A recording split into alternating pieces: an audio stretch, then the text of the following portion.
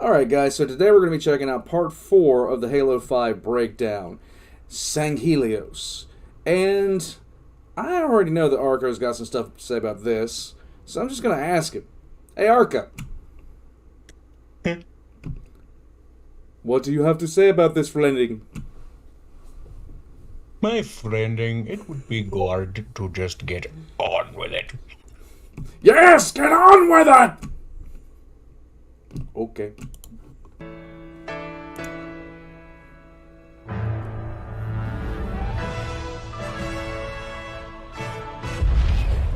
Welcome back, Canonites. This time we're taking a hard look at Sanghelios.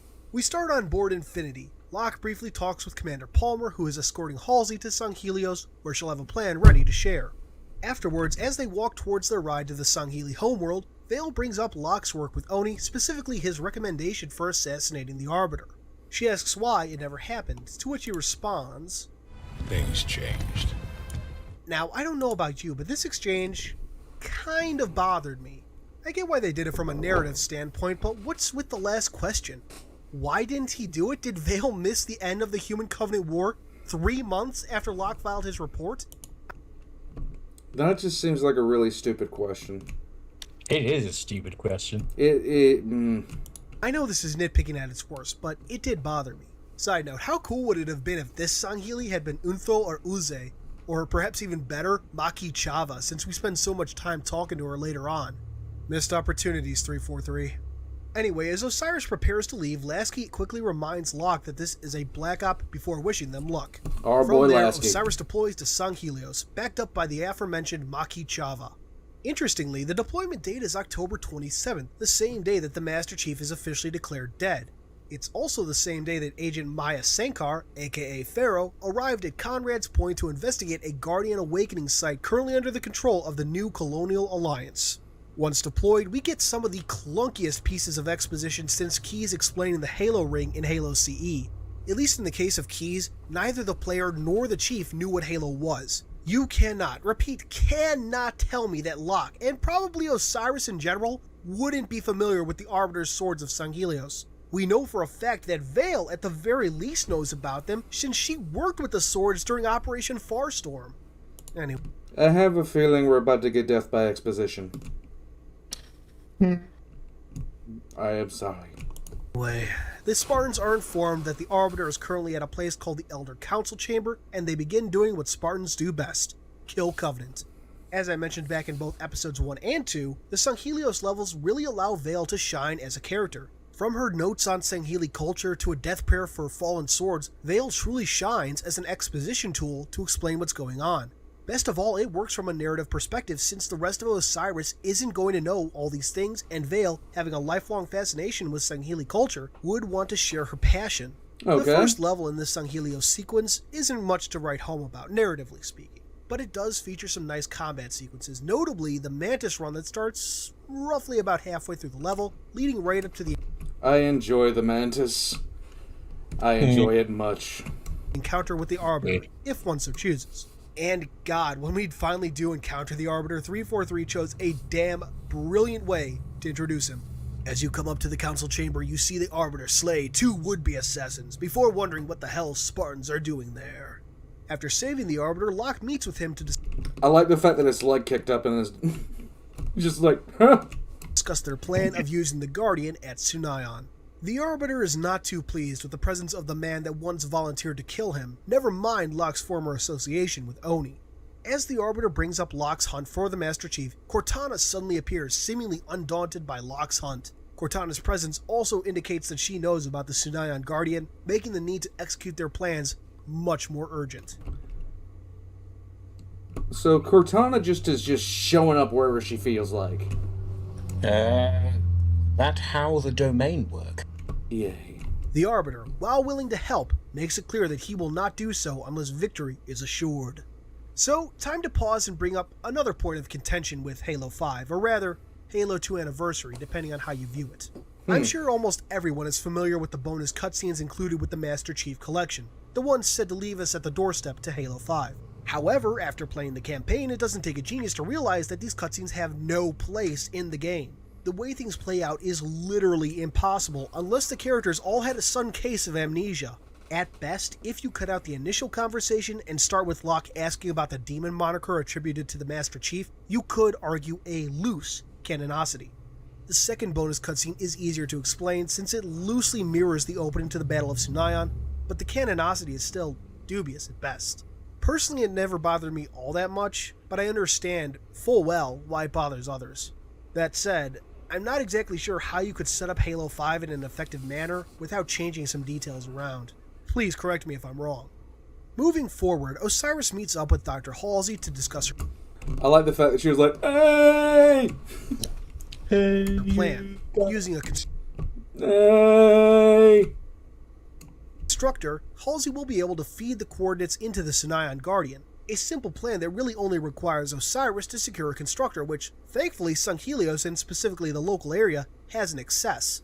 From there, Osiriss meets up with Palmer, who then deploys them to a location near a Forerunner site. While Osiriss fights Covenant along the ground, the Arbiter's forces take to the air to distract a Covenant Kraken. After fighting a few more waves of Covenant... Now that's how I always like to employ the Banshee. Ghost. That too, okay. Osiriss finds their path blocked by the Kraken and takes to the air to fight it. Now, the way that Osiriss takes to the air is fairly strange, at least in my opinion. Let's really examine this. As Osiriss comes around a path leading to the canyon holding the Forerunner facility, two soldiers appear but quickly retreat. As we follow, they head for a pad waiting with Phaetons. Once those two take off, 4 more Phaetons appear for Osiriss. Stranger still, if you follow the Phaetons taken by the soldiers, they're suddenly marked as friendlies once in the air. So, that begs the question, what the hell is going on? I can't imagine Cortana is in any way directing these soldiers. Why would she want to help Osiriss with anything, especially since their end goal is reaching Blue Team on Genesis? Are these soldiers perhaps part of some independent local defense for the Forerunner site? Soldiers are a type of Forerunner armiger, and we know that some armigers had been left to defend Forerunner sites after the Forerunners left the Milky Way. This whole thing is a really strange moment that I really didn't think about initially, but has since come to bother me quite a bit. Unfortunately, there's no definitive answer out there, and it could very easily just be some kind of scripting error, who knows? Probably is a scripting error. Once the Kraken is taken down, Osiriss heads into the Forerunner site and recovers a constructor. Once back at the Arbiter's camp, they quickly debrief with Palmer before talking with Halsey. The Doctor informs Osiriss that she's uploading the slipspace coordinates into the constructor. It isn't long before the constructor is ready, heading straight to Tsunayan to awaken the Guardian. The Arbiter then gathers his forces and readies for deployment. As they leave, though, Halsey gives Locke one final warning. I like the sword the Arbiter had. It's called the Prophets Bane. Warning about Cortana. You know what I did to create the Spartans, all in the name of the greater good. Doctor. See, anytime that quote's done, it just triggers the ever-living hell out of me. Every single time! We don't have time. Cortana is built from a matrix of my own mind. The domain gives her incredible power. Cortana's motivations spelled out in plain English. Although, I honestly believe this is a bit misleading. We'll talk about why when we actually get to the breaking, because that's where it really becomes relevant. The next scene opens with the swords of Sanghelios and Fireteam Osiriss heading towards Tsunayan. Along the way, Buck asks Tanaka to say a few words. Now this scene does a nice job of showing just how Osiriss has started to come together, and highlights Tanaka's personal growth. If you bought the limited or collector's edition of Halo 5, you may have read the character cards that were included. In these, Tanaka is described as quiet, self-reliant, and unfazable. In short, she's a shut-in. In the Meridian levels, many of her statements are very matter-of-fact and blunt, save for a few moments here and there. Okay. Now, having spent time with Osiriss, seeing them accept her unlike a certain group of ODSTs, she's opened up. You mean the 12-head? Grown as a character. It's not huge, and you can easily miss it, but it's a moment that shines when you do recognize it. So, after Tanaka's speech, the Battle of Tsunayan begins. In what is probably the best depiction of large-scale battle in the Halo franchise, the swords of Sanghelios and Osiriss fly into Tsunayan, a pre-Covenant holy city, resting place of the Guardian, and the final stronghold of Julim Dama's Covenant. Once in the city, Osiriss proceeds to take out anti-air guns, while the Arbiter's forces embark on their own mission. After taking out several guns, Osiriss seemingly hits a dead end, but finds an elevator into the Undercity near the Guardian's resting place. Alright. Fun fact, remember this piece of intel from the opening level? obtained scans of new Forerunner glyphs. One is completely new. Running the other through the system revealed it contains a similar design to an ancient Sangheli symbol. This... Well, here's that symbol. It's in the last anti-air gun section. Easy to miss if you aren't looking. I know I missed it, I don't know how many times. Fighting through more waves of Covenant, it isn't long before Osiriss finds the Arbiter again, this time engaging Promethean forces. Like before, the Prometheans are no match for Osiriss, especially when backed up by the swords of Sanghelios. Eventually the Warden Eternal appears again, but he too falls just as before. The Warden Eternal is kind of like the whipping boy of this entire game, isn't he? He shows up no less than 4 separate times, and it really would have been better if each time he showed up, he's immune to the way you killed him last time, but... Yeah, but then you wouldn't be able to beat the crap out of him and just walk away. With the Promethean forces eliminated, the only problem now is getting to the Guardian, which hangs in the air over Tsunayan. Luckily, Palmer appears with a pelican to personally escort Osiriss. Struggling to fly through the plasma-filled air and even taking a hit, Palmer nevertheless manages to get Osiriss to the Guardian, but, as one can see, is headed for quite the rough landing. Locke pauses briefly, worrying about the fate of Palmer, but is snapped out of his shock by Vale. With Osiriss inside the Guardian, it opens a slipspace portal and leaves for Genesis. Okay. And thus concludes the Sanghelios levels. I have to say, when I first played these levels, I thought they would be universally loved by the community. Well, as universally loved as anything in our community can be.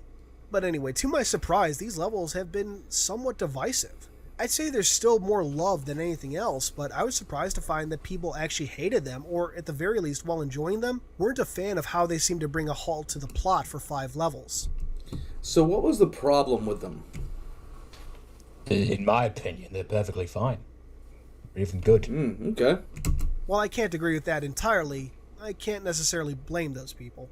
Technically speaking, the plot does detour for a bit on Sanghelios, but for me it was enjoyable enough that I didn't really mind. Seeing the Arbiter in action was an absolute blast, and while I wish he and his forces could have had their own unique models and armor, it was still enjoyable. Speaking of enjoyment, these levels, along with some absolutely spectacular intel items, are filled with fantastic Easter eggs, especially during the stop and look levels. Some of my favorite Easter eggs include the... I have never been one to go after Easter eggs in any game I've ever played. Well, be glad you didn't play this, because half the point of Halo 5 was Easter eggs. Oh my god. Sangheli medical tent. Dama Keep.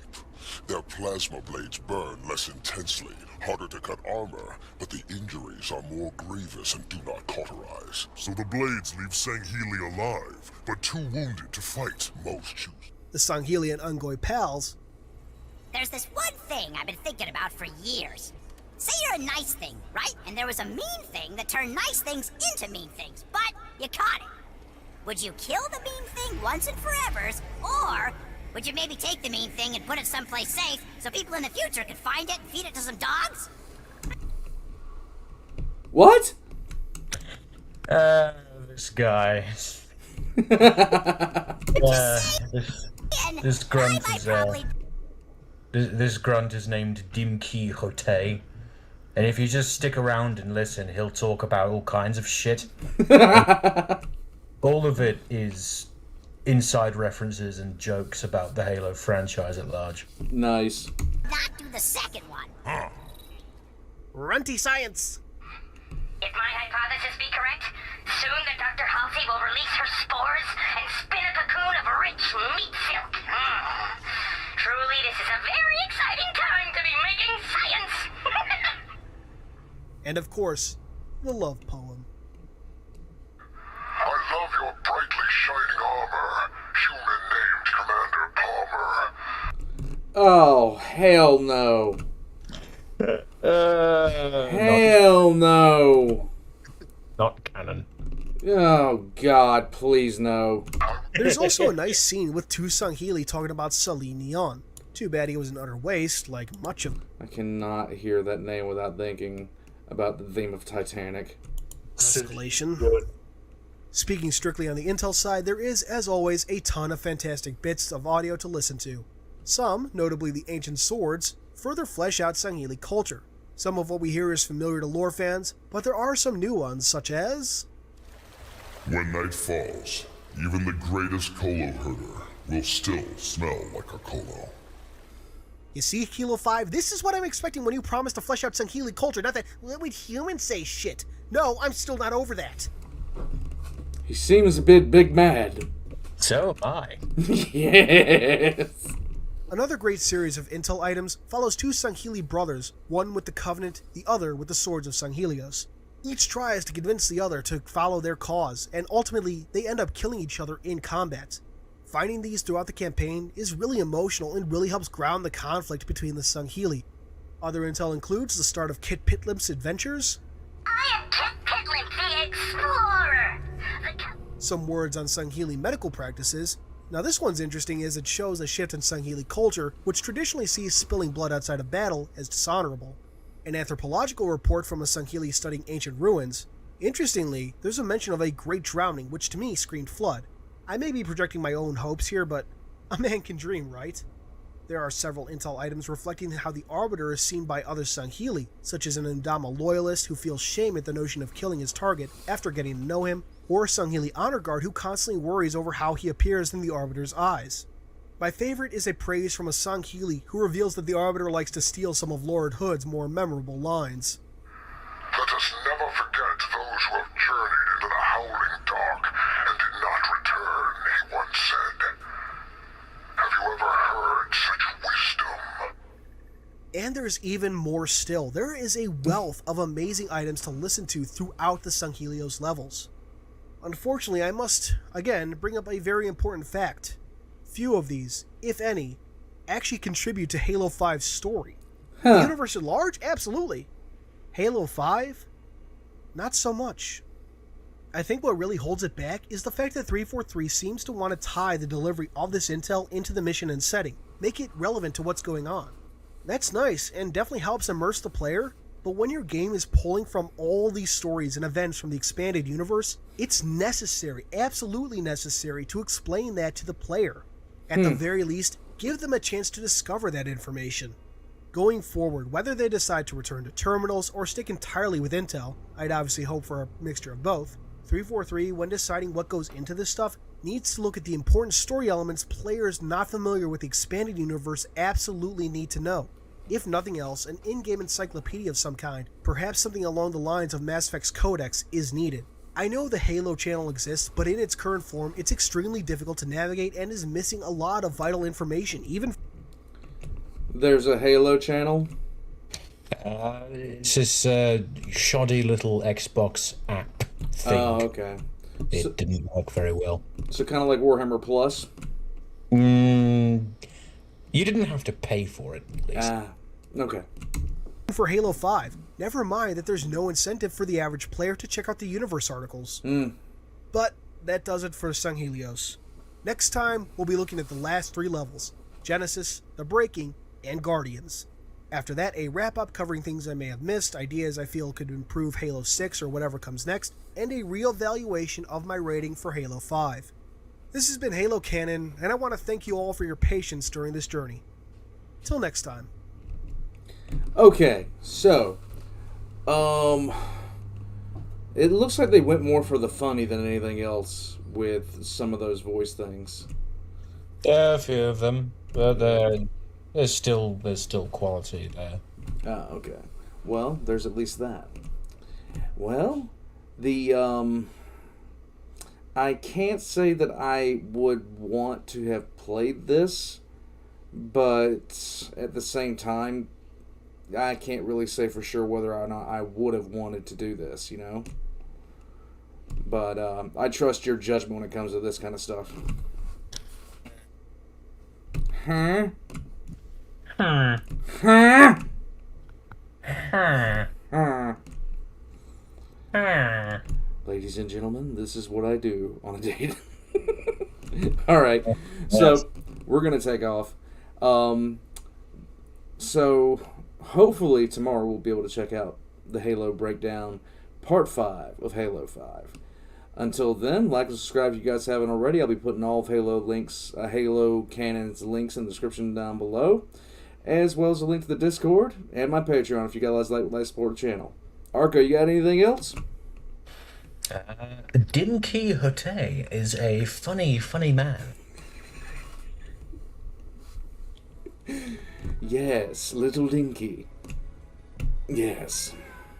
Well, on behalf of myself and Archo, Bye-bye. bye-bye.